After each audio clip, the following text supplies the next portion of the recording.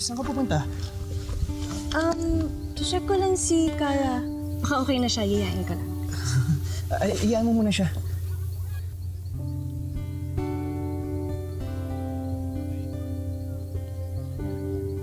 Zach? Matagal ko nang gustong sabihin sa'yo to. Matagal ko na rin itong nararamdaman. Pinipilit ko namang pigilan pero ngayon di ko na kaya. Bubbles, I love you.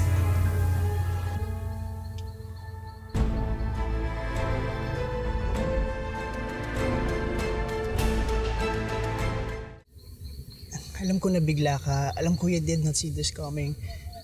Pero matagal ko na itong nararamdaman. Bianca, you don't have to answer me now. Pero sana bigyan mo ako ng chance.